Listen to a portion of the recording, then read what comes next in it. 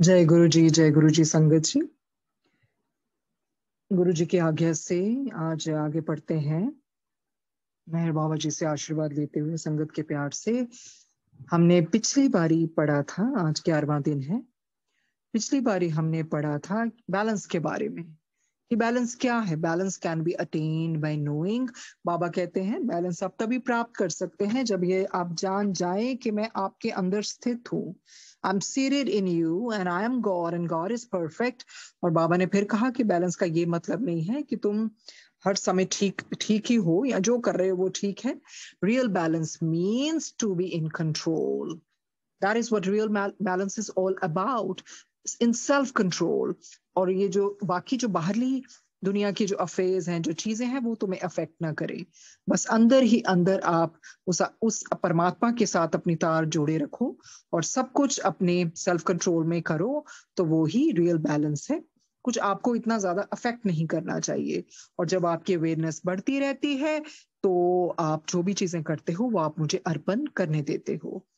तो present moment में रहना चाहिए, ये हमने सीखा।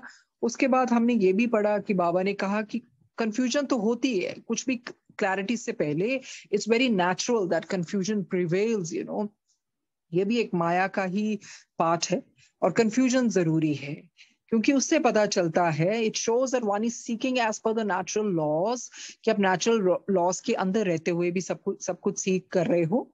और इस तरह से फिर जब आप एफर्ट भी करते हो आपको राइट आंसर्स मिलने लगते हैं। पर बाबा कहते हैं कई बार क्या होता है ना, लोग इधर उधर जाना शुरू हो जाते हैं, फॉल्स ईगो के अंदर भी रहते हैं। जब तक तुम अंदर की ओर नहीं जाओगे, अंतर्मुख नहीं रहोगे, तो तुम्हें स्वयं आंसर्स कैसे मिलेंगे। तो ये बहुत जरूरी है, बजाय कि इधर उधर जाओ ठोकरे खाओ, अपने अंदर ही झांको, तो तुम्हें हर तरह के उत्तर मिलेंगे।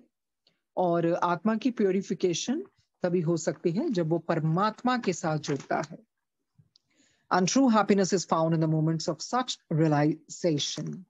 उसके बाद फिर हमने यही पढ़ा कि जो इनर साइलेंस है, that really transform you as a person. Inner silence transforms you completely and it makes wonderful shifts in your life. तो बाबा ने ये भी बहुत बड़ी बात कही थी, you will experience that I am alive and present more in silence than in words. उसके बाद फिर हमने पढ़ा कि किस तरह से विद्या जी की कम्युनिकेशन शुरू हो गया था बाबा जी के साथ। जैसे ही वो उनके कांटेक्ट में आई तो वो कम्युनिकेशन कैसे था, कई बारी वायलेंट आवाज आती, कई बारी वो बड़ी सॉफ्ट आती, क्लियर आती, कई बारी वो कुछ इम्पेशेंट नजर आते। तो इस तरह से विद्या जी से कम्युनिकेशन शुरू हो गया, वार्तालाप शुरू होगी, वो कन्फैबुलेशन शुरू हो गए। और कई बारी तो बिल्कुल बाबा उन पे नजर रखते, वॉच करते, निगरानी रखते और यही वेट करते कब ये मेरी ओर देखे, और वो झट से उनके सामने आ जाते।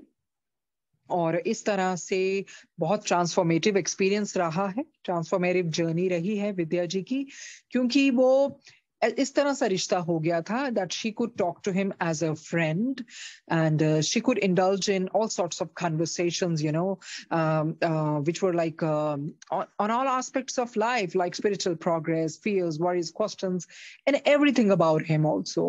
तो कई बारी तो he would drive her mad so much that she would prefer, now I should better go into my shell and I should stay silent.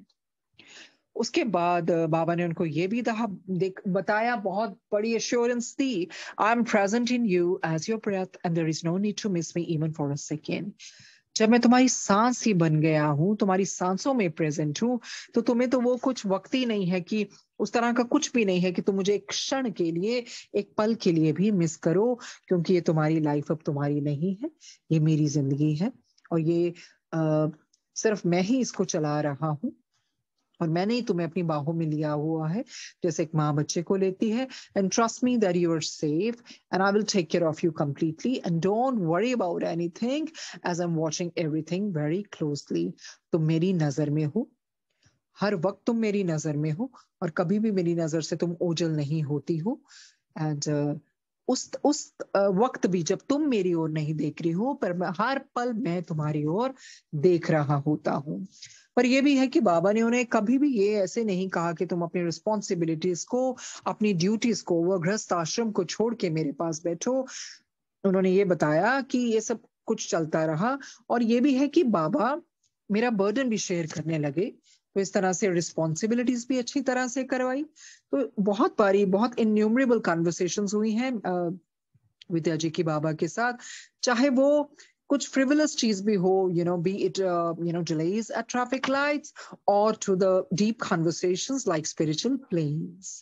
और इस तरह से कहते ऐसा कुछ नहीं था कि मैं कोई इमेजिनेशन में डूबी हुई थी या मुझे हेलुसिनेशंस हो रहे थे। ये मेरा डायरेक्ट कनेक्शन था बाबा के साथ, और सब कुछ इसलिए एक्सपीरियंस हो रहा था क्योंकि मैं उनसे बहुत प्यार करती थी। और इस तरह से तो वो जो वॉइस थी अवतार की और बहुत डीपन होती गई और बहुत पावरफुल होती गई। तो विद्या जी ने भी बहुत ब्यूटीफुली कहा, कहते ये ऐसे नहीं हुआ कि because I was really knowledgeable और intelligent, but it happened because it depended on whom I had loved. So Baba को उन्होंने बहुत तहे दिल से प्यार किया। तो इस तरह से आगे उनकी जर्नी और चलती गई। कहते फिर बहुत बारी हो गया कि कई बार ऐसे होता जो मेरे सामने किसी इंसान को मैं पाती या मिलती, तो मैं अपनी डिवाइन एनर्जी भेजती और वो ऐसी डिवाइन एनर्जी होती थी, वो उस इंसान में भी ट्रांसफॉर्मेशन लेके आता था। पर बाबा ने सिर्फ यही नहीं मुझे सिर्फ प्यार करना ही नहीं सिखाया, पर ये भी सिखाया that how I have to fight my battles for truth और जस्टिस के लिए फियरलेसली लड़ना है, अपनी आवाज उठानी है। जहां पर फियरलेस होना है वहां पर फियरलेस भी होना पड़ा। तो जब इनके फादर इन लॉ बीमार हुए तो बाबा ने यही कहा कि नहीं नीलू, विद्या तुम्हें जाना पड़ेगा। और क्योंकि इनके father in law he was suffering from prostate cancer, तो ये उनका परिवार, इनके हस्बैंड और सारे उनके अंतिम क्षणों में उनको मिल पाए। तो इस तरह से सबकी प्रेजेंस में उनके पिताजी का देहांत हुआ। पर ये बहुत अच्छी बात थी कि सारे परिवार को मिल लिए। और इस तरह से बाबा जब भी कुछ इंस्ट्रक्ट करते विद्या जी को तो वो उस तरह से ही करती रहती। फिर इस तरह से जब कुछ एडमिशन का भी चक्कर हुआ बच्चों का, तो वो भी सब कुछ उनका सॉल्व हो गया। कोई डोनेशन नहीं देनी पड़ी, कुछ नहीं, बहुत सहज तरीके से ही सारा परिवार एक जगह इकट्ठा हो गया क्योंकि बाबा ने उनकी सारी फैमिली को इकट्ठा कर दिया। सब अलाइनमेंट में सारे काम हुए।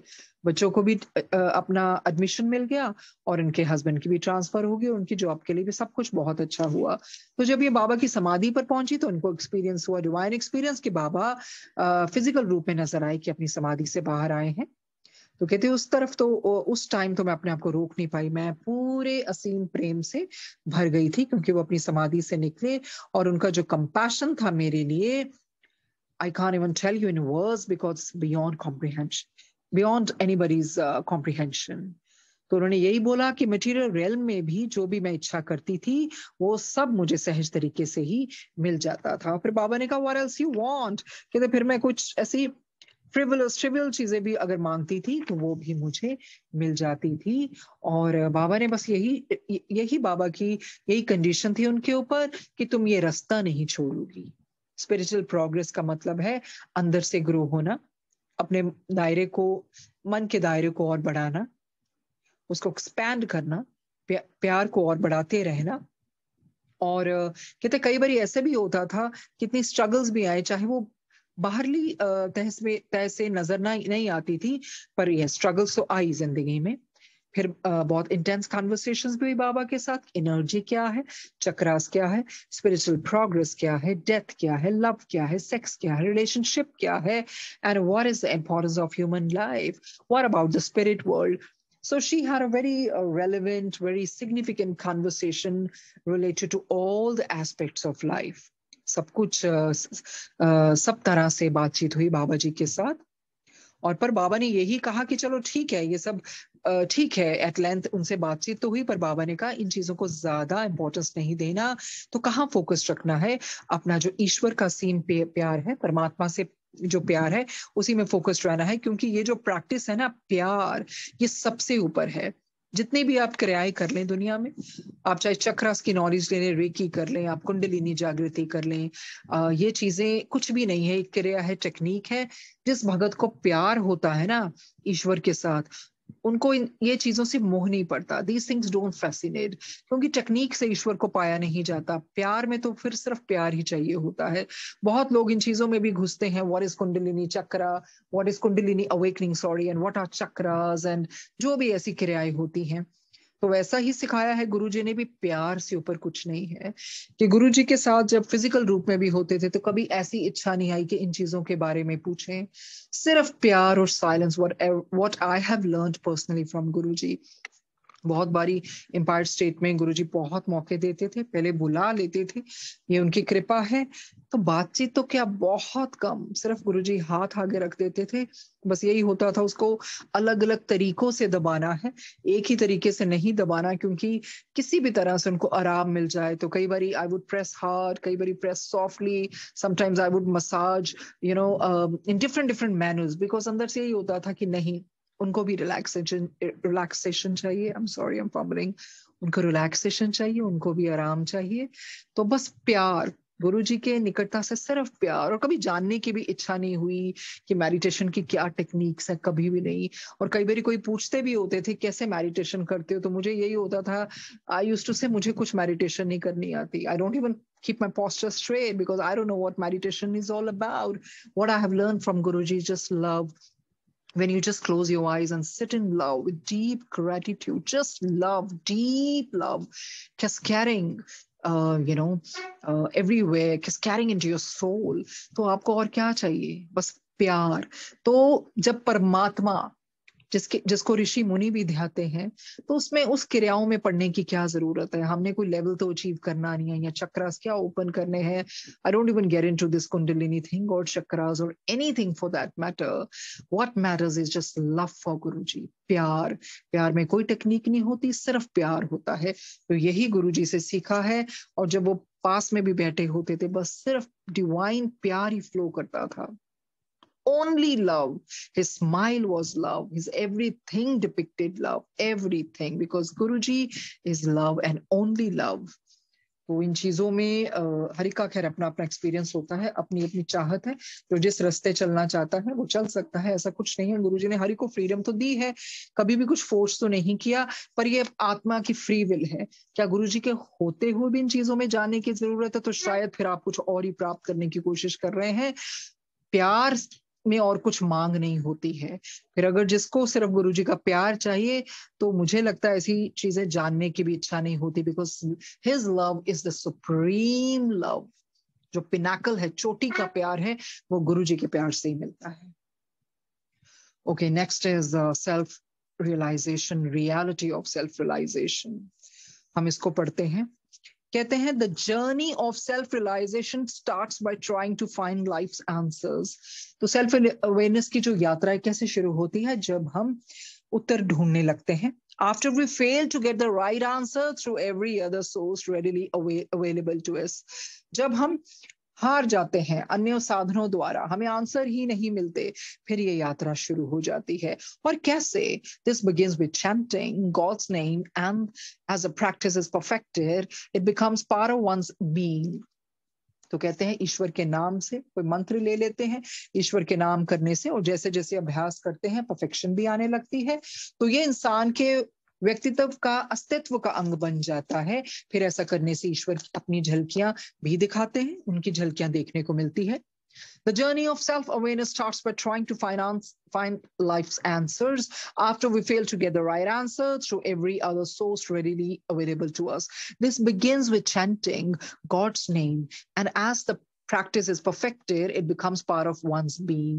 In such absolute effortless chanting and remembrance of God's name, one experiences glimpses of oneness with God. फिर ऐसी झलकियां दिखने लगती है कि आप और ईश्वर एक है।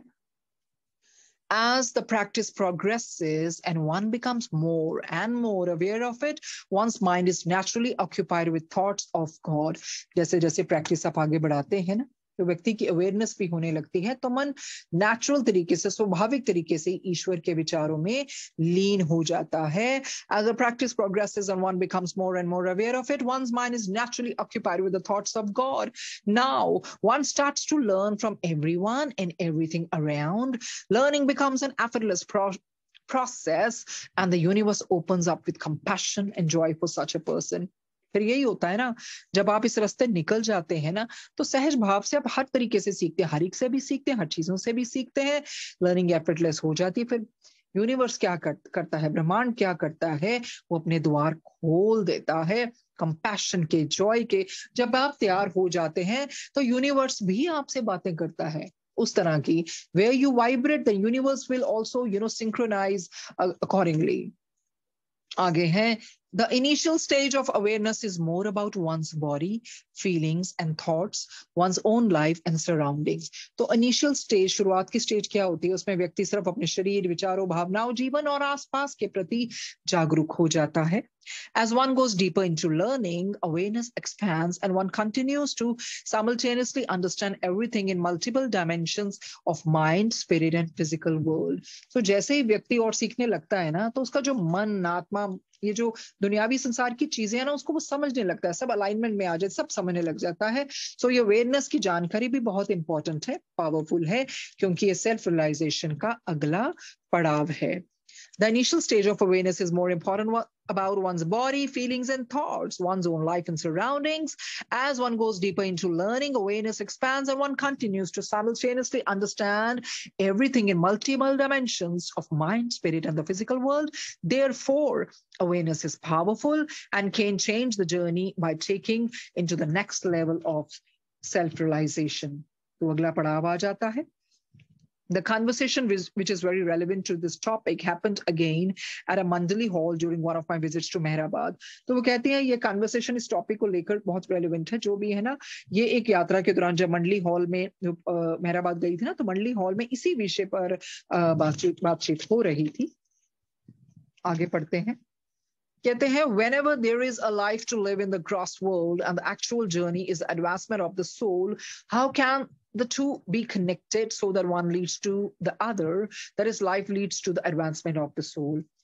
कहते हैं ये जो दुनियावी जगत है ना, उसके लिए तो हमें जीवन मिला है, जबकि हम ये भी जानते हैं कि वास्तव में तो ये यात्रा आत्मा के विकास के लिए। सो इन दोनों का ये कैसे है, कैसे पॉसिबल है कि दोनों का संयोग कैसे हो सकता है, ताकि ये जो भौतिक जीवन है, दुनियावी जीवन है ना, ये आत्मा को विकास के रास्ते पर ले आए। तो इसी तरह की मंडली हॉल में वो बातचीत हो रही थी, उसी तरह वो हमें बता रही हैं कि मंडली हॉल में क्या हुआ था, कौन सी कन्वर्सेशन चल रही थी।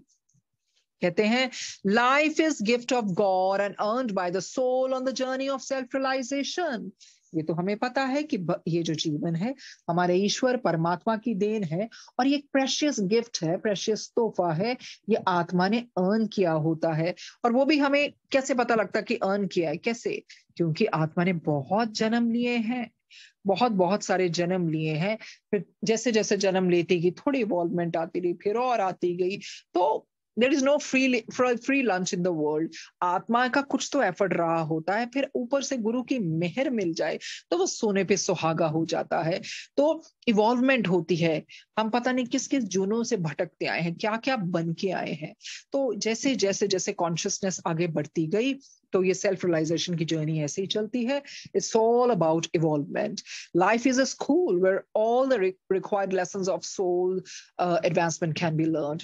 बिल्कुल, ये जो जीवन है ना, ये स्कूल ही है, एक विद्यालय की तरह है, जहां पर आत्मा अपने सारे लेसन्स को लर्न करती है ताकि एडवांस हो सके।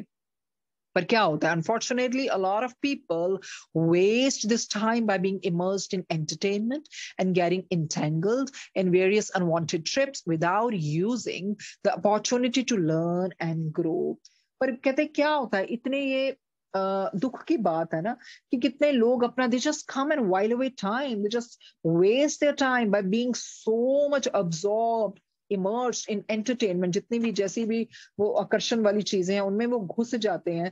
लोग मनोरंजन में ही बस लगे रहते हैं, किसी भी तरह का मनोरंजन हो सकता है, तो वो अपना जो समय है चीजों में व्यर्थ लगा देते हैं, और वो सीखने के और ये जो अपने इवॉल्वमेंट को विकास करने के ऊपर एस्केलेट करने के जो चांसेस होते हैं ना, दे लूज देम, उनको खो देते हैं, दे मिस द बस, तो वो खो देते हैं। कहते हैं इसलिए मोटिवेशन भी लो हो जाती है, और इस यात्रा के लिए कई बारी जो लक्ष्य दिखाई देते थे ना शुरू में, वो बंदा नहीं पार कर पाता।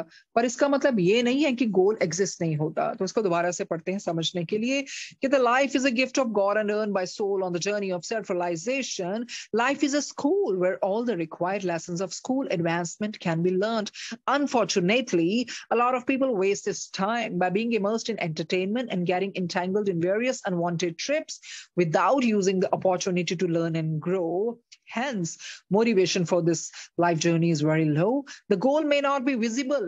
अरे जिस चीज के लिए आए थे गोल वो चाहे शुरू में विजिबल ना हो, पर क्या आप इसको डिनाई कर सकते हो कि वो गोल है ही नहीं है? और हमारा गोल क्या है? वही है परमात्मा को जानना, सेल्फ रियलाइजेशन, लेसन्स को लर्न करना और अपनी आत्मा का विकास करना, उन्नति करना। आगे है, one who becomes truly engrossed in loving God without having any expectations and continuously makes efforts to deepen this love soon starts experiencing God's intervention in various aspects of life.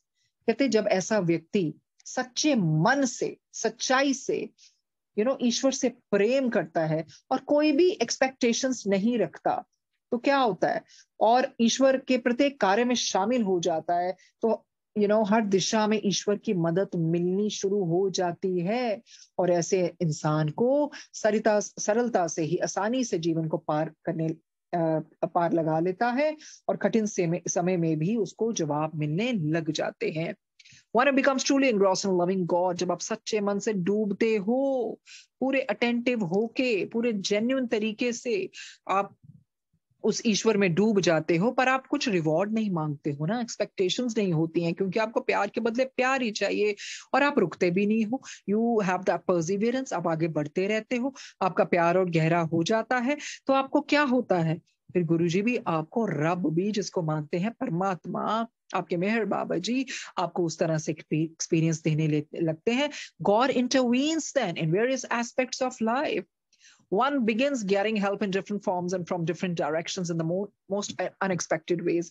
कहते हैं आप सोचते भी नहीं हो, आपने एक्सपेक्ट भी नहीं किया होता है, इस तरह से ईश्वर की डिवाइन एनर्जी काम करती है। When you least expected, तब भी वो आपको दिशा दिखाते हैं और अपनी रहमो नजर आपके रखते हैं, glimpses दिखाते हैं अपने। Such a person finds it easy to sail smoothly through life and finds answer in the most difficult times. फिर वो शक्ति आ जाती है ना, आपकी जो जर्नी है थोड़ी स्मूथ होने लगती है। स्मूथ का मतलब ये नहीं है कि डिफिकल्टीज नहीं आएंगी, वो तो आएंगी, but at least you would know how to deal with them, with your perseverance, with your fearless attitude, with gratitude, with humbleness, and with the bravery. The connection between life and spirituality is intense. It is just that one forgets the connection and the story of one's life written by oneself before the present incarnation and immediately after the umbilical cord is cut. कहते हैं ये जो जीवन और spirituality का है ना, इसमें गहरा कनेक्शन है। बस यही है कि व्यक्ति जन्म से पहले ना अपने आप ही वो जो डिजाइन किया होता है ना, वो कि प्रेजेंट इनकारनेशन में क्या करना है, कैसे डिजाइन करना, वो भूल जाता है। और ये तभी होता है, कहते कहा जाता है, जब अम्बिलिकल कॉर्ड आपकी काट दी जाती है ना, तो वो सारी यादें भी उसमें चली जाती, ताकि हम फ्रेश स्टार्ट कर सके। हमने पहले भी जाना है, नहीं तो हम बहुत कुछ अपने साथ लेके आएंगे और हमारा जीवन फिर और उलझ जाएगा। हमें और कितने पिछले जन्मों के वो रिश्ते, क्या कर्म किए, क्या नहीं किया, वो सब कुछ देखने को मिलेगा। और इस तरह से फिर आत्मा किस मुकाम पर है और यही देखने को। और जब तक आत्मा आगे एडवांस नहीं होती है, तो यही है कि ये जो कनेक्शन है ना जिंदगी का और स्पिरिचुअलिज्म में, बहुत इंटेंस है, बहुत इंटेंस है। तो बस यही है कि हम पिछला भूल जाते हैं, जो हमने खुद ही लिखा होता है हम किस चीज के लिए आए हैं प्रेजेंट इनकारनेशन में, पर ये ईश्वर ने ऐसे ही बनाया है कि हम भूल जाते हैं। When one lives a life of awareness, purity and integrity, the path becomes easier. जब व्यक्ति अपनी लाइफ कैसे जीता है, ईमानदारी से, पूरे जागरूक होकर, पवित्रता से, तो उस तरह से लाइफ उसकी इजी हो जाती है। Because easy in the sense कि आप थोड़ा सा ऊपर वाइब्रेट होने लगते हैं। when one जो कि मुझे ऐसा लगता है कि जितना आप स्पिरिचुअलिटी को जानते हो, मुश्किलें तो आपकी बढ़ती हैं उस तरह से। कभी भी कुछ जैसे जैसे जैसे आप ईश्वर आपको अपने नजदीक करता है, ये चीजें भी साथ ही साथ गो हैंड इन हैंड। पर ये होता है, अब आपकी सोच ऊपर वाइब्रेट होती है। जिन चीजों पे आप पहले रिएक्ट करते थे, जिन चीजों को आप पहले बहुत महत्वता देते थे, अब आप उनको नहीं देते हैं। तो उस तरह से थोड़ी इजी हो जाती है, क्लैरिटी होने लगती है। Then you take everything with a pinch of salt, then you don't crib for the relationships, then you don't crib for the small things, because you know that now you've got a higher purpose. Now there are more bigger things in the bigger picture, so you don't crave or complain or wail for the trivial and the frivolous things, जो आप पहले थे वो आप अब नहीं रहते हैं। When one lives a life of awareness, purity, and integrity, the path becomes easier. When one complicates the journey with unwanted games and trips, the learning process and experiences become more difficult. वो तो है ही, जब आप खुद ही complicate कर देते हैं ना जर्नी को, वो अनवांटेड गेम्स एंड ट्रिप्स जिनका कोई लेना देना नहीं, उन चीजों को आप बहुत ज्यादा महत्वता देते हैं, तब आपकी लाइफ थोड़ी उलझन में पड़ जाती है। आप उसको थोड़ा सा you feel that now life is becoming difficult, क्योंकि आप अपने गोल से हट जाते हैं बेसिकली, इसीलिए ऐसा होता है। When one does not understand the whole journey and can see only one step at a time along the path, जब इंसान पूरी जर्नी नहीं देखता, पूरा गोल नहीं देखता जिसके लिए वो आया है, और एक एक चीज at a time देखता है along the path, then focusing on the goal and living a life of purity becomes difficult as there appear to be too many entanglements along the way. तो फिर ये तो है ही है, जब आप अपने जो गोल के फोकस से हट जाते हैं, और फिर थोड़ा मुश्किल हो जाता है। और रास्ते में बिल्कुल ये सही बात है, उलझने तो आएंगे ही आएंगी, फिर तो मुश्किलें आती हैं, क्योंकि आप बिगर पिक्चर को नहीं देख रहे हो, आप छोटी छोटी चीजों पे ध्यान दे रहे हो। और उसके बाद वो कहते हैं the direct connection between life and spirituality can be explained through the following analogy. तो वो एक एग्जाम्पल दे रहे हैं, उस एग्जाम्पल से वो हमें समझाएंगे कि किस तरह से direct connection between life and spirituality explain की जाती है। कहते हैं एग्जाम्पल दे रहे हैं, suppose you are preparing for a sports championship. आप एक स्पोर्ट्स चैंपियनशिप के लिए प्रिपेयर कर रहे हैं, एंड आप जानते हैं, you know that the ultimate goal is to win the championship trophy. आपका अल्टीमेट गोल क्या है, क्या डिजायर है कि नहीं, ये जो मुझे चैंपियनशिप की ट्रॉफी है ये मुझे लेके ही जानी है, गोना बी विक्टोरियस, तो ये मेरा अल्टीमेट गोल है, जीतना। कहते हैं this goal is broken into several small steps that include coaching and practice sessions, mental and physical training, and interim matches, etc. कहते हैं ये जो गोल है ना, ये छोटे छोटे भागों में विभाजित किया जाता है। अब बड़े गोल को पाने के लिए पहले छोटे छोटे गोल तो क्लियर करने पड़ेंगे ना, उनको उस छोटे छोटे गोल्स में उसको विभाजित किया जाता है। कैसे? आप कोचिंग भी लेते हो, आप प्रैक्टिस सेशंस भी लोगे, आप फिजिकल ट्रेनिंग भी लोगे, आप अपना स्टेमिना भी बिल्डअप करोगे, तभी तो आप उस असली गोल पर पहुंचेंगे। एक दिन से तो सब कुछ नहीं ना होगा, it takes time, eventually things happen, by and by. कहते each of these are individual steps to be taken one at a time. तो ये जो सारे चीजें हैं ना, ये individual steps हैं जो आपने एक समय में एक टाइम पे लिए। Each practice session and each stage looks like a goal in itself, so the bigger goal is always at the back of one's mind. देखो जो असली गोल है ना, वो आप लेके ही चलते, वो आपके मन में हमेशा रहेगा, और चाहे आप कुछ भी करें, आप प्रैक्टिस सेशंस लें, और each stage looks like a goal. उस टाइम ऐसा लगता है ना, हर स्टेज आपको गोल ही लगेगा, पर जो असली गोल है वो आपके मन में हमेशा चलेगा कि मेरा असली गोल क्या है, ये तो मुझे जीतना है। While in practice sessions, one can have a little fun and interact with some sportsmen, which makes the process easier and filled with moments of fun. What remains unchanged is the goal of the championship trophy. अब क्या होता है, कहते हैं जब practice sessions लेते हैं, you have fun, you enjoy, you take a break, आप enjoy भी करते हो, interact भी करते हो अपने साथियों से, स्पोर्ट्समैन से, तो ये प्रोसेस थोड़ा सा आसान लगने लग जाता है, और इन आनंदमय क्षणों में आप थोड़ा लाइटर भी फील करते हैं। पर क्या अनचेंज रहता है? गोल ऑफ चैंपियनशिप ट्रॉफी, वो थोड़ी आप भूलते हो। Similarly once ultimate goal is, अब अल्टीमेट हमारा भी गोल क्या है? स्पिरिचुअलिटी। हमारा सबका अल्टीमेट गोल तो यही है। इस गोल को प्राप्त करने के लिए हम रोजमर्रा की चीजें भी करते हैं, बहुत कुछ हमारी दुनिया में बहुत तरह के दुनियावी लोग भी मिलेंगे, हर तरह की बातचीत भी होती है, हर चीजों से हमें गुजरना पड़ता है। पर हमें वो रहते हुए हमें अपना जो असली गोल है ना, वो क्या है? परमात्मा के साथ लीन हो जाना, उसको नहीं भूलना है। Similarly, one's ultimate goal is spirituality, and the day-to-day engagements with life are like practice sessions. और जो रोजमर्रा की जिंदगी है वो practice sessions की तरह है. So it's a very things are comprehensible because they're given a very simple example, and they have taken the example for from day-to-day life. Whether you practice sincerely or play foul depends on your purity and integrity. अब आपके ऊपर है कि आप सही तरीके से खेलोगे, क्या गलत तरीके से खेलोगे। अब ये आपकी इंटेंशन, आपकी इंटीग्रिटी, आपकी अंदर की स्वच्छता, आपकी प्योरिटी पे डिपेंड करता है। इसी तरह जिंदगी अब आपने देखना है, आपने जिंदगी कैसे जीनी है, सच्चे सुच्चे तरीके से कि धोखेबाजियों से, के मकारियों से। Both will have some repercussions in the form of impressions on the soul. देखो, every action has a reaction. As you sow, so shall you reap. ये भगवान ने ऐसे बनाया, what goes around comes around. तो ये तो है ही है, उसका रेपरकशन तो होगा ही। अच्छे का अच्छे मिलेगा, बुरे का बुरा मिलेगा, वो आत्मा पे तो इफेक्ट होगा ही होगा। आत्मा हमारे इतने जन्मों के संस्कार ही तो सामने लेके आती है, तभी तो कई चीजों से हमें भय भी लगता है, कई चीजों से हम रिलेट नहीं कर पाते हैं, या कई चीजों से हमें बहुत मुश्किल होता है एडजस्ट होने में, क्योंकि हमारी आत्मा पता नहीं कहाँ से होकर आई होती, किस तरह से एक्सपीरियंस लेके आई होती है। Both will have some repercussions in the form of impressions on the soul, which will decide your future journey. अब जो हमारे अंदर ये हमने अब्सॉर्ब कर लिया, इससे ही हमारी फ्यूचर जर्नी होगी।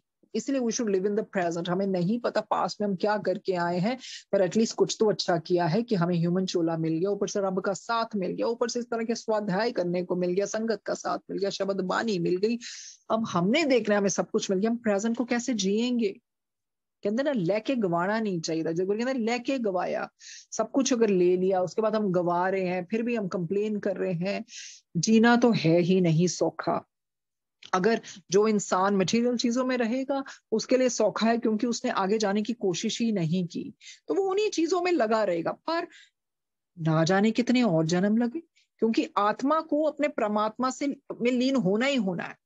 वो तभी तो वी पीपल फील रेस्टलेस। हमें क्यों नहीं कई बार चैन मिलता? We always long for something eternal, क्योंकि हमारी आत्मा रूह गुरु जी से, परमात्मा से होके आई है। Until we merge in him, soul will not be restless.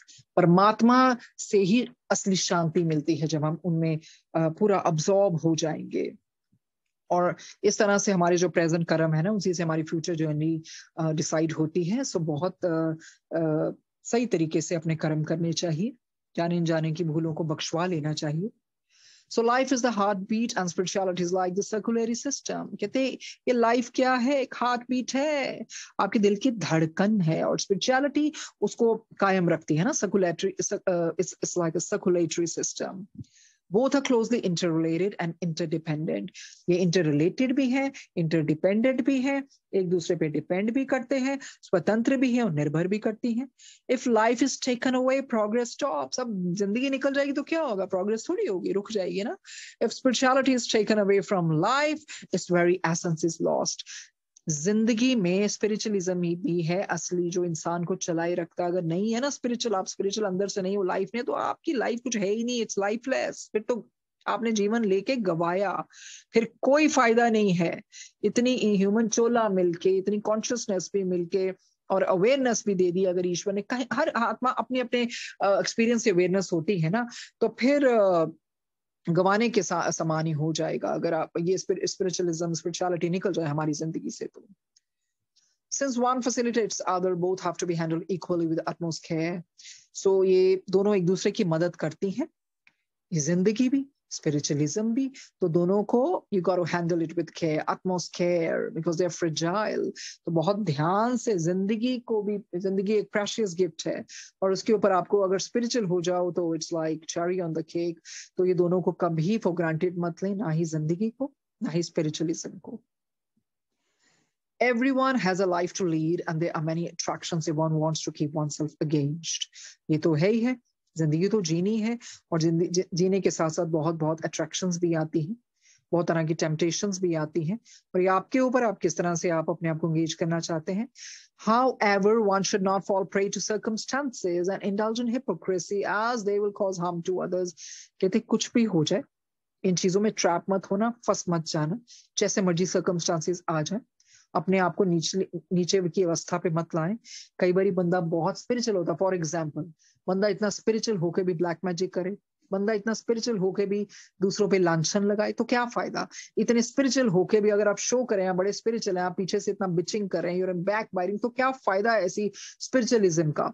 उससे तो आपसे अच्छे तो फिर नास्तिक हुए ना, कि जो कहते हैं एटलीस्ट दे आर ट्रुथफुल, कि नहीं भी मैं तो रब नूं मानदा नहीं, तो वो उस पर कायम तो है ना. और अगर हम कहीं हम गुरुजी को मानते हैं, उसके बाद भी वही जैसे पीछे भी बुलवाया था गुरुजी ने, च से चमचेगिरियां कर रहे हैं, चुस्तियां कर रहे हैं, चलाकियां कर रहे हैं, चुगलियां कर रहे हैं, उस तरह से हम चोरियां भी कर रहे हैं. हर तरह की चोरी होती है, फिर सिर्फ मटेरियल वर्ल्ड की भी, इनकी भी चोरी हुई है.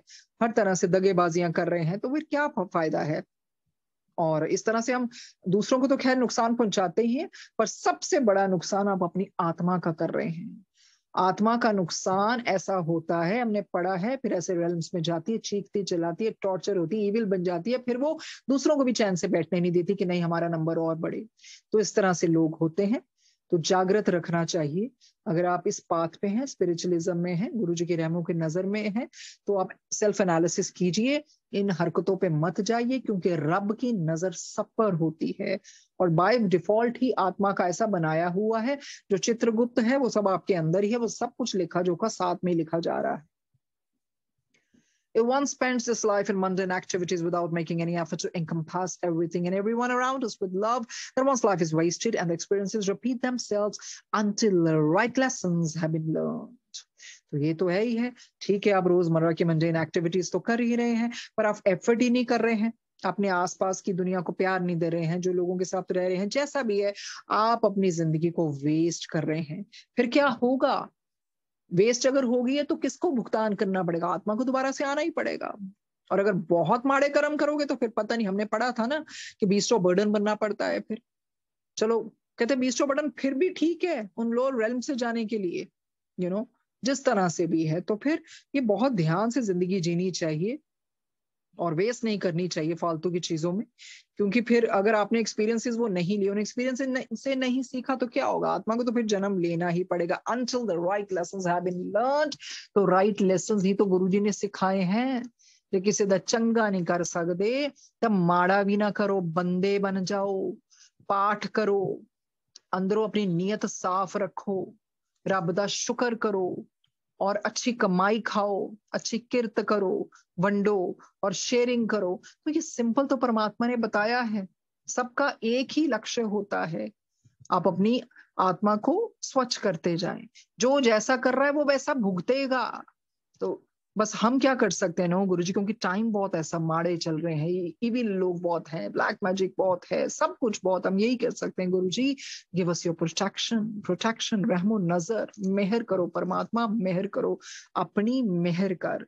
तो मेहर मांगनी चाहिए, क्योंकि आज ये जो दुनिया है ये बहुत बहुत बहुत जिस तरह से भी चीजें हो रही हैं, हम यही कह सकते हैं कि परमात्मा हमारा और स्ट्रांग हो और अपनी रहमो नजर रखें आप हम पे, हमें प्रोटेक्शन दीजिए, हमारी शील्ड बनिए. उसके बाद नेक्स्ट है साइलेंस डे, बाबा's message 10th July 2016 19:30 AM at Mandali hall Meherabad. तो विद्या जी ने समय भी लिखा, दिन लिखा साइलेंस डे. अब 9:30 का समय है, सुबह का टाइम है, मंडली हॉल है, जगह है Mehrabad. Materialism in the world, कहते the whole world is churning for a revolutionary time when everything and everyone has to be spiritualized. ये क्रांतिकारी टाइम ही चल रहा है ना, जहां पर हर एक को the whole world is churning for a revolutionary time when everything and everyone has to be spiritualized. ऐसा समय चल रहा है जहां सब कोई और हर चीज में स्पिरिचुअलिज्म की जरूरत है और हो भी रही है. Materialism is at its peak and it can't get any worse. अब कहते हैं और इससे क्या देखोगे, हमने देख ही लिया ना, न्यूज भी हम पढ़ते हैं, जैसे भी इधर उधर से पता लगता है. खैर हम इतना तो हम लोग न्यूज की तरफ नहीं जाते हैं, क्योंकि हमें पता है ये थोड़ा नेगेटिविटी ही बताती है. बट क्या है, हम पढ़ते हैं ना, कौन किसी ने किसको क्या मार दिया, एक बाप ने बेटे को, बेटे ने बाप को, माँ ने बेटे को, तो क्या हर तरह की मटेरियलिज्म के चक्र में इतनी बुरी चीजें हो रही है। अब इससे बदतर क्या होगा? कोई क्या ऐसा पाप रह गया हो जो ना सुना हो, जो ना हो रहा हो? तो बाबा भी तो यही कहते हैं, materialism is at its peak and it can get any worse. तो बंदा एक पैसों के लिए क्या नहीं कर रहा, इससे अब बदतर क्या होगा? People will realize that materialistic pursuits do not bring them any happiness in the end, and fear will rise to a peak, and everyone will find themselves vulnerable. कहते अब लोग रियलाइज करेंगे कि मटेरियलिज्म के पीछे भाग के असली खुशी नहीं मिलती है, डर ऊपर तक चले जाएगा और लोग अपने आप को वल्नरेबल समझेंगे। इसका बेस्ट एग्जांपल हमने कोरोना पैंडेमिक में देखा है कि जिस चीज के लिए इंसान भागता रहा वो कुछ काम नहीं आई। इंसान क्या, चंद सांसों के लिए तड़पता रहा और इतना डर ऊपर बैठ गया और सब इंसान वल्नरेबल हो गई। तो साक्षात हमने देखा कि लोगों को समझ आ गई कि नहीं, ये चीजें असली खुशी नहीं देने वाली। फैमिली का साथ और सांसें और रब का शुक्राना, यही सबसे हमें चाहिए। तो इस जब ये समय आया था तो उस तरह से हर घर में पाठ भी होने लग गया था कि गुरुजी ने भी तो कहा था, इतना दा समय आएगा कर कर सत्संग होंगे, कर कर मेरी जोत चलेगी। तो वो ही हुआ। उस टाइम पे वर्चुअल सत्संग भी होने शुरू हो गए, जिसने बहुत बड़ी होप थी सबको। अगर वो ना होते तो inevitably, people would have gone into depression because बहुत लोग होते हैं, they are gregarious, they like to go out and हर एक को अपनी वो सोशलाइजिंग या एक दूसरे का साथ चाहिए होता है। तो अकेलापन खाने को लगता है। वो इस तरह का समय था, बहुत ही भयानक समय था। पर सत्संग होने की वजह से गुरुजी ने ये वक्त संभाल दिया। ये गुरुजी की मेहर थी, उन्होंने ही संभाला ये वक्त, नहीं तो it would have been very very difficult for everyone. When there is no other resort, they will come under the umbrella of spiritualism and work on spiritualizing the world. जब और कुछ बच ही नहीं जाएगा, it would be the last resort, बंदा क्या करेगा? तो स्पिरिचुअलिज्म की छत्र छाया के नीचे आएगा और इस तरह से दुनिया में बदलाव आएगा। तो वही तो हुआ। जो लोग आपने देखा होगा बहुत पहले गुरुजी को नहीं मानते, सब कुछ करके देख लिया, तो आए ना, उनकी छत्र छाया के नीचे आए, तो पता लग गया कि नहीं, यही है असली घर और इसके बगैर कोई गुजारा नहीं। आप कहीं भी भाग लो, कुछ जितना मर्जी कमा लो, जितना मर्जी फेम कर लो, फेम ले लो, पर at the end of this day आत्मा को स्पिरिचुअलिज्म की अम्ब्रेला के नीचे, उस कैनोपी के नीचे आना ही पड़ेगा, नहीं तो गति नहीं है आत्मा की। The moment is very close now. बाबा कहते हैं वो पल आने ही वाला है, and this book came in 2017. तो ये पल आने ही वाला है। Probably what I am thinking is actually is my subjective view, शायद वो इसी वक्त की बात कर रहे थे। वो वक्त आ गया ना, सब उस ईश्वर की छत्र छाया पे आ गए ना नीचे। Those who work on themselves, shut their desires and move towards purity and love will find themselves protected by God. बिल्कुल सही बात है। गुरु जी कहते पाठ ही बचाऊगा। जो अपने ऊपर काम करेंगे, अपने ऊपर काम के मतलब अपने ऊपर, अपनी आत्मा के ऊपर। ये तो जो हमारा शरीर है ये तो कपड़ा है, असली तो आत्मा है। ये बिल्कुल बिल्कुल हम सबको फीलिंग आएगी when we'll leave this world, then as our soul will come out of it, you're gonna get the feeling, oh, that was just an attire I was wearing, that was just an apparel.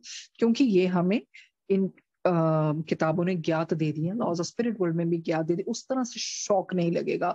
जो इन चीजों को पढ़ लेते हैं ना, फिर उनको किसी और आत्मा को बताने नहीं आना पड़ेगा, hey your time is over, now let's go, क्योंकि हमें खुद को ही समझ आ जाएगी और गुरुजी सामने खड़े होंगे, चल असली कर चल।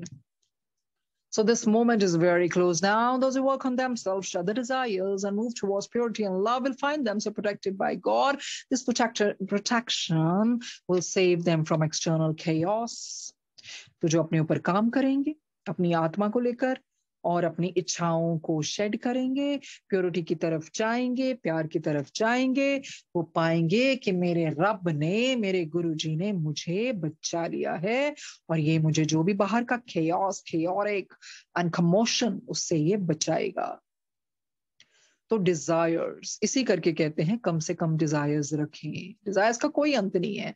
कहते हैं ना, हमने बहुत पहले भी ऐसे सुना हो, कहते हैं मरते वक्त कोई भी जैसे इच्छा होती है ना, अगर आप उस टाइम वो सोचते हैं ना, उसी प्रकार का जन्म मिलता है। इसी करके पाठ बहुत बहुत, बहुत जरूरी होता है बच्चों को पहले सिखाना। पहले सिखाया जाता था नहीं नहीं वो वृद्ध अवस्था में आके पाठ करना है। अरे नहीं, अगर आप शुरू से वैसी सोच रखोगे तभी तो मरने वक्त वैसी सोच रखोगे ना। एकदम एकदम से विद स्नैप ऑफ फिंगर तो it's not going to happen कि नहीं नहीं अब मैं बहुत स्पिरिचुअल हो गया हूँ या हो गई हूँ। सो ये प्रोसेस लाने के लिए, अपने आत्मा को उस क्षण के लिए तैयार करने के लिए, पहले ही अगर आप ईश्वर की छत्र छाया के नीचे पहुंच जाए तो बेहतरी है। Okay, doubt, misbelief, fears, and negativity are ruling the world. Exactly. Doubt. ये जो है ना, डाउट है, संशय है, मिसबिलीफ है, फियर्स, डर, नेगेटिविटी, अविश्वास, ये सब कुछ, नेगेटिविटी, नकारात्मक ऊर्जा, यही तो सब वर्ल्ड में रूल कर रहा है।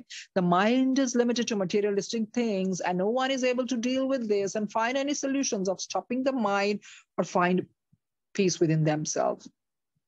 कि तो जो मन है ना, बस ये उलझनों में, मटेरियलिस्टिक चीजों में लगा हुआ है, और ये भी नहीं पता लगता how to deal with it, और सॉल्यूशंस कैसे करें कि इस माइंड को रोक सकें और अंदर पीस को जान सकें। Since this happening all the time, people are driven to finding materialistic comforts as they can not see the higher self. अरे अगर हर पल इन चीजों में डूबे रहोगे तो फिर कैसे जानोगे? इन चीजों से बाहर निकलना चाहिए ना। सिर्फ इन्हीं चीजों से, पैसा या फिर मटेरियलिस्टिक चीजें, of course money is important. जैसे गुरुजी ने कहा, कर्म अच्छे करो तो कादी मनाई है, सब कुछ लो ना। फिर तो गुरुजी ने नहीं मना किया। But when we talk about the materialistic, too much materialistic approach means when you really hanker after it and you just think, you don't think beyond materialism, then it gets too much on you. तो फिर आप higher purpose कैसे जानोगे? किस तरह से आप जानोगे highest purpose? Okay, next, this process continues until the time they are bored and tired of moving from pillar to post and from one goal to another in the materialistic realm. फिर क्या है, ये चलता ही रहता है जब तक आप बोर ना हो जाओ, आप कोई चीज छोड़ते ही नहीं हो। You're moving from pillar to post and from one goal to another in the materialistic realm. ये फिर ऑनगोइंग प्रोसेस हो जाती है जब तक आपको खुद ना हो जाए, नहीं बस I have had enough, now my calling is different, now I need something else. तो पहले जमाने में ऐसे ही तो होता था। राजा महाराजा जब सब कुछ भोग लेते थे ना, तो फिर वो वनास्त्र वन में चले जाते थे, आश्रम में चले जाते थे, कि वो सोचते थे अब ये जो समय है, अब हमें ईश्वर की याद में, ईश्वर को मेडिटेट करने में, साधना में गुजारना है उस तरह से। क्योंकि उस टाइम पे उनकी जिंदगी भी बहुत लंबी हुआ करती थी ना। तो ये वाला पल ये हो गया, फिर ये वाला पल, ये फेजेस में चला गया, अब हमें वो वन में जाना है, वनास्थाश्रम में जाना है। तो उस तरह से वो किया करते थे। पर अब क्योंकि डाइसी इस करके हो गया है, हमें पता ही नहीं हमारी उम्र कितनी है, तो द सूनर द बेटर। बच्चों की भी बहुत जल्दी जोड़ लेना चाहिए, बच्चों को भी उस राइट स्टेज पे आके डेथ के कॉन्सेप्ट, सोल के कॉन्सेप्ट तो बड़े प्यारे तरीके से समझा देने चाहिए। Not that it should not sound boring, because spiritualism is not about boring thing. Because कई बार क्या होता है ना, हम कई बार चीजें ऐसे समझाते हैं तो बच्चे बोर हो जाते हैं। तो बड़े प्यार से उनको बहुत स्टार्क रियलिटी भी हम बहुत इंटरेस्टिंग वे से समझा सकते हैं। So at least when as parents we are no more, so our children should not go astray, for that anyone for that matter, not our children, all the children, because universal ही है सारे, ये concept ही universal है, सब आत्मा ही है। तो इस दिशा में उनको बहुत पहले समझा देना चाहिए, तो उस तरह से वो अपनी जिंदगी जिए। Okay, from one goal to another in the materialistic realm, the goal for everyone is to know their real self as God. तो यही तो ultimate goal है भाई। तो परमात्मा और हम में कोई भी भेद नहीं है। सो हम जैसे आप हो वैसे ही हम हैं। God, who is infinitely present in everyone, equally and wholly all the time. God in us knows that real knowledge is to realize oneself as God. तो ईश्वर को भी तो यही पता है ना, ईश्वर भी तो हमें यही दिखाते हैं ना। रियल नॉलेज और है क्या? दुनियावी नॉलेज तो हम लेते ही हैं, पर असली नॉलेज है अपने आप को जानिए। परमात्मा आपके अंदर ही है, आप में और परमात्मा में कोई भेद नहीं है। आप आत्मा है उस परमात्मा में से जो निकली है। Everyone at same time realizes this and is able to see oneself as God and also genuinely understands God. फिर इस तरह से आप यही जानने लगते हैं कि नहीं, ईश्वर मेरे अंदर है। फिर आप हर कुछ चीज समझने लग जाते हैं। सिर्फ ये नहीं है कि आप मंदिर में जाके हर चीज उधर से ईश्वर मिलते हैं। जिसने ईश्वर को अपने अंदर पा लिया ना, उसकी ऐसी अवस्था आ जाती है, उसको कहीं जाने की जरूरत नहीं है, क्योंकि ईश्वर आपके अंदर है। आपको सुबह उठ के अपने आप को भी नमन करना चाहिए, क्योंकि वो आपके अंदर है। जब आप खुद से प्यार करेंगे तो ईश्वर को पालेंगे, ईश्वर से प्यार करेंगे तो खुद को भी पालेंगे। I mean, everyone equally. It is one's own wisdom that grows along with time. तो ये जो विजडम है, ये सोची है गुरु जी की मेहर से धीरे धीरे ग्रो करने लगती है, एक्सपैंड करने लगती है। समय समय से सब कुछ ज्ञात हो जाता है अगर ईश्वर की मेहर हो जाए। और अगर आत्मा की अपनी फ्री विल है ना, तो ईश्वर तो स्वयं भागे चले आते हैं ये जानने के लिए कि सब कुछ यही है। With the right effort, one becomes present to it. I am here to give spiritual freedom and don't ask me anything else. मेहर बाबा जी क्या कहते हैं, मैंने पहले भी बताया था, वो भी बतलाया था उन्होंने कि वो हार्ट टास्क मास्टर रहे हैं। वो इस तरह से, जैसे गुरुजी महाशिव ने जब जन्म लिया तो इतनी इच्छाएं पूरी की। मेहर बाबा जी कहते थे मेरे से और कुछ मत मांगो, मैं तुम्हें स्पिरिचुअल फ्रीडम देने आया हूँ। और जिस जिसको स्पिरिचुअल फ्रीडम चाहिए होती ना, वो कभी रब को कुछ नहीं मांगता, पर हम बड़े खुश हो जाते हैं। गुरु जी ने मुझे ये भी दिया, वो भी दिया, ये भी दिया, गुरु जी तो मेरी सुनते हैं, गुरु जी तो मुझे आगे लेके जाएंगे। अरे नहीं, जिसको गुरु जी कुछ नहीं देते ना, उसको फिर सब्र देते हैं, फिर आत्मिक शांति देते हैं। यस, उसको दुख भी देते हैं, क्योंकि उनको पता है कि झेलने की शक्ति रखता है, इन्हें मेरे को और कुछ नहीं मांगेगा। तो असली चीज जब मांगेंगे तो उसके लिए उसमें बहुत कुछ आ जाता है। तो बाबा ने यही कहा, I'm here to give spiritual freedom, okay? And don't ask me anything more, anything else. कुछ होर ना मंगो रब तो। रब तो रब ही मांग लिया कि बस प्रभु आप ही हो सब कुछ, आपके ही घर जाना है। तो उसमें फिर आपको ये जो बाकी सब चीजों से निकलना पड़ेगा। आसान नहीं होता, जब स्वयं अवतार भी खुद आते हैं, स्वयं निकलते हैं, किस किस तरह के कर्म अपने ऊपर लेते हैं। और गुरुजी ने लाइफ में भी ऐसे ही रखवाया है। कभी कोई मिलते हैं जिनको गुरुजी के बारे में बतलवाया भी है, तो ये कभी भी मुख से नहीं निकला आप आ जाइए आपका सब कुछ ठीक हो जाएगा। मैंने कभी नहीं ये बोला। मैं कैसे कह दूं, who am I to say that? I always say, हाँ ये जरूर गुरुजी बतवा देते हैं कि नहीं, he is the light, he is अवतार, he is everything। तो आप मतलब उस तरह से if you want to know God, आप इस तरह से कभी ये नहीं कहा कि कर लो तो ਤੁਹਾਡਾ भी ठीक हो जाएगा। He's always made me say that he knows the best, he knows the best, because who am I to say that? It's his calling, he has to decide, he knows the best आत्मा के लिए क्या बेहतर है। तो यही होता है कि yes, Guruji knows the best, जो अच्छा होगा उस आत्मा के लिए गुरुजी वो करेंगे। क्योंकि अगर ये बतलाया जाए कि नहीं ये ठीक हो जाएगा, तो हम कैसे बोल सकते हैं, हमारा तो वो है ही नहीं, हम क्या कैसे सकते हैं। गुरुजी नोज द बेस्ट, रास्ता दिखाना चाहिए। आगे गुरुजी जानते हैं इस आत्मा को मैंने कैसे पार लगाना है, किस किस तरह से एक्सपीरियंसेस देने हैं, किस किस चीजों से लेके जाना है। क्योंकि ये कोई बिजनेस डील नहीं है कि गुरुजी की शरण में आ जाओगे या ये ब्रेसलेट पहन लोगे या ये हो जाएगा तो ये ठीक हो जाएगा। कई बारी अगर कुछ रह गया तो उसके लिए फिर क्या अगला जन्म लेना पड़ेगा। इसलिए बेहतर है अभी भुगत लें तो बहुत बेहतर है। अभी तो उस तरह की कॉन्शियसनेस भी जागृति है, अगले जन्म का कुछ नहीं पता। The question of balance is the biggest question in the world. सबसे बड़ा क्वेश्चन क्या है, संतुलन कैसा बनाया जाए। Balance is attained through constant and tireless efforts by one to realize oneself as God.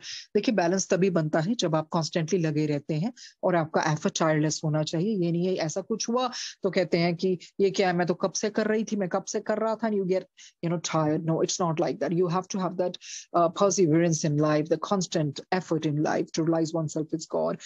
Such realization and balance happens in synchronicity. ऐसा ज्ञान और संतुलन एक साथ ही होता है। The better you get at realizing yourself, the better you get at balancing your mind and body. जिस बेहतरी से अपने आप को रियलाइज करेंगे उस तरह से माइंड और बॉडी का भी बैलेंस होना शुरू हो जाता है। The body is the visible part of the being from a material point of view. Material point से तो बॉडी बिल्कुल बाहर का ही पार्ट है ना जो हमें नजर आता है। अब इनविजिबल क्या है, the invisible body is 3/4 of the whole being. तो इनविजिबल बॉडी तो 3/4 है होल बीइंग का। When one works in the body, the results are limited as the dimension of the body is limited to materialistic values and belief. So it's very clear, it's quite apparent. अगर आप उस शारीरिक चीजों में ही लगे रहेंगे तो आपका वही है ना, रिजल्ट भी तो लिमिटेड होंगे ना। आप उस डायमेंशन उसके अंदर ही रहोगे, आपका दायरा छोटा हो जाएगा। मटेरियलिस्टिक चीजों में रहेगा तो दायरा वहीं तक रहेगा। Whereas when one works on the mind and spiritual purity, it has an intense and unlimited impact on a being. अगर आप मन की और स्पिरिचुअल प्योरिटी की तरफ ध्यान देंगे तो वो उसका इम्पैक्ट, उसका प्रभाव अनलिमिटेड रहेगा। Such a person progresses faster on the path. तो प्रोग्रेशन भी तेजी से, तीव्र गति से हो जाती है। Even when you do not see my presence, do not worry about anything as my nazar is always on you. So it's a universal love of अवतार। कहते हैं जब आपको मेरी प्रेजेंस नहीं भी दिखती ना, बहुत बारी हम ऐसा होता है जिंदगी में कि मुझे पता ही नहीं है गुरुजी देख भी रहे हैं कि नहीं। ऐसा सुनने को मिलता है जब संगत कहती गुरुजी ने पता भी लग रहा है जो साढ़े नाल हो रहा है। अरे कैसे सारी सृष्टि चला रहे हैं, तो क्या आप तो, हम तो एक प्यूनी क्रिएचर है उनके सामने, उनको नहीं पता। कहते वरी मत करो, चिंता मत करो, my nazar is always on you, my gaze is always at you and I'm constantly watching your progress। अरे मैं देख रहा हूँ बंदा कितने खड़ा है, दी प्रोग्रेशन कितना दी चलती पई है, कैसे चल रहा है। You may not see my presence, चाहे तो मुझे ना देख पाओ, not because of anything but because of your own ignorance covered by the veils of illusion which can be removed by constant remembrance of my name। और क्यों नहीं देख पा रहे हो, क्योंकि तुम्हारे अपने जो जाले लगे हुए हैं ना, वो माया का वो पर्दा हुआ है ना, वो कैसे रिमूव होगा, जब तुम मुझे हर क्षण हर पल मेरा नाम लोगे। It is God immense power, इसमें बहुत शक्ति है। When chanted with total trust and love and not like a parrot, not by seeing the time, not by telling the beads कि अब माला जप रहे हो, आज तो मैंने 108 माला जपी, आज तो मैं 1 घंटा बैठी, आज तो मैंने ऐसे किया वैसे किया, का सारे काम छोड़ के बैठी। अरे आप प्यार से, दिल से, पूरे विश्वास से जपोगे तो फिर जिदा गुरु जी कहते ता ही गल बनू। It can help you through the most difficult times, तो आपका जितना मर्जी डिफिकल्ट टाइम हो आपको पार लगा देगा। And when you have thought you are alone and no one is helping you, I will help you. अब जब वो समय आ जाता है ना कि आप सोचते नहीं मैं बहुत अकेला हूं, मैं अकेली हूं, मुझे कुछ नजर नहीं आ रहा गुरु जी, मेरी तो कोई मदद ही नहीं कर रहा, कहते फिर याद रखना I will help you and all you have to do is to remember me। अरे मैं तुम्हारी मदद करूंगा, तुमने करना क्या है, तुमने सिर्फ मुझे याद करना है। तो it's a beautiful lesson, it has a universal meaning for each one of us। Okay, next, my people are spread all over the world and some of them will come to light। बाबा कहते हैं जो मेरी संगत है, मेरे भगत है, हर तरफ है, और उनमें से कई रोशनी में भी आएंगे, उनमें से कई लोग ऊपर आएंगे, उभर के आएंगे, जो अपनी जागृति फैलाएंगे। The effect of this will be that all humanity will be moved to real God consciousness। उसका प्रभाव क्या होगा, ह्यूमैनिटी के लिए बहुत अच्छा होगा, पॉजिटिव होगा, यूनिवर्सल होगा, वो रियल गॉड कॉन्शियसनेस की तरफ बढ़ेंगे। I'm always there and will always be there। अरे मैं हमेशा हूं और हमेशा रहूंगा। जो डिवाइन लाइट होती है ना अवतारों की, वो कहीं भी नहीं जाती है, वो हमेशा से रहती है। Overcome all doubts by placing your trust in me। अरे अपने जो डाउट्स है हटा दो, अपना विश्वास मुझ पे रखो, मुझ पे रखो। In moments of doubt remain silent। जब डाउट आ जाए ना आपकी लाइफ में, तो सबसे बेस्ट यही होता, चुप हो जाओ, चुप हो जाओ। पर हमारी लाइफ में जब डाउट होता है ना, इधर उधर उधर पूछने लगते हैं, एक से दूसरे, दूसरे को तीसरे, पर वो समय होता है अंदर की ओर जाने का। चुप हो जाओ, चैंट माय नेम, मेरा नाम चैंट करो, नाम लो, तो तुम्हें क्लैरिटी मिलेगी। I'm present in your thoughts। अरे तुम्हारे विचारों में हूं मैं। Every thought is mine। Her thought मेरा है, तुम्हारा नहीं है। You do not exist anymore। अरे तुम तो एग्जिस्ट ही नहीं करते हो, मैं तुम एग्जिस्ट करता हूँ। I exist in you। When you say I remember, it is not you but I। जब तुम कहते हो ना मैं याद कर रहा हूँ, अरे तुम थोड़ी हो, वो तो मैं हूँ। पर वो तभी होता है ना जब आप तहे दिल से ईश्वर को याद करते हैं, तो आपके अंदर ही है वो। ईश्वर सबके अंदर है, मन के अंदर है। Baba's message on Silence Day for his love, 10 July 2016, 7 p.m. at NPR। तो ये 10 जुलाई साइलेंस डे है उस दिन, 2016 है, 7 बजे है शाम के, मेहराबाद में। बाबा क्या कहते हैं, My dear lovers, I'm really happy with your efforts to love me। मैं बहुत खुश हूँ जिस तरह से तुम आगे बढ़ रहे हो इस जर्नी में। On this silence day, I can listen to the hearts of all my lovers and the deep desires, concerns and doubts regarding their spiritual journey। और मैं सब कुछ सुन सकता हूँ जिस तरह से भी तुम्हारी अंदर की डिजायर्स हैं, और कोई डाउट्स भी अगर है, कोई चिंता है, कंसर्न है रिगार्डिंग स्पिरिचुअल जर्नी को लेके, मुझे सब कुछ पता है। All instructions are already given, सब इंस्ट्रक्शंस मैंने दे दी हैं।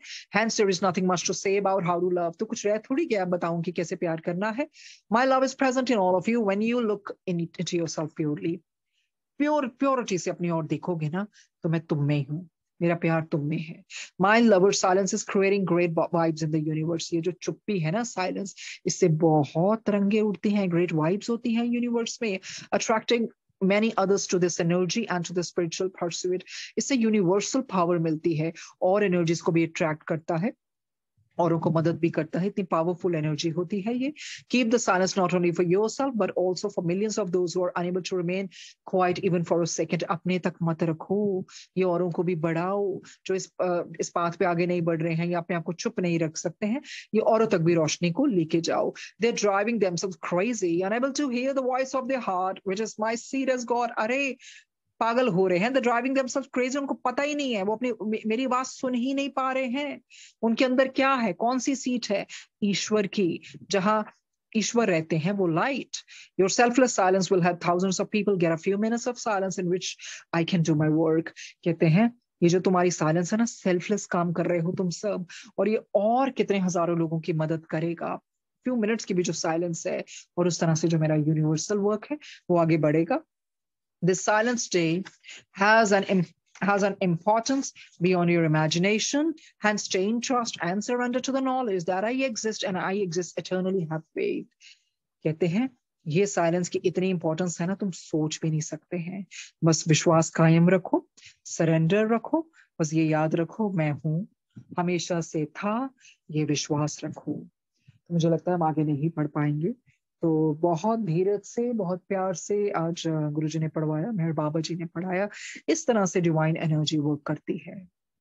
सो जिंदगी जिस पर्पस के लिए हमें ईश्वर ने दी है, हमें उस तरह से उसको जीना चाहिए, और कुछ भी हो बर्दाश्त कर लेना चाहिए।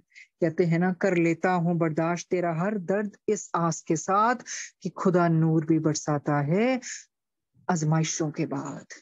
तो कोई बात नहीं, जिंदगी में मुश्किलें हैं, आजमाइशें समझे, समय की बात है, खुदा नूर तो बरसा ही रहा है और इस औखे टाइम से भी निकालेगा। धन्यवाद, धन्यवाद गुरु जी, संगत जी, मेहर बाबा जी, विद्या जी, एकता जी, शिल्पी जी। Thank you, thank you, thank you, Sangat ji, for bearing me, because I can be really annoying at times the way I fumble and speak, wrong words. I'm really, really sorry. I want to apologize. Thank you, thank you, thank you so very much.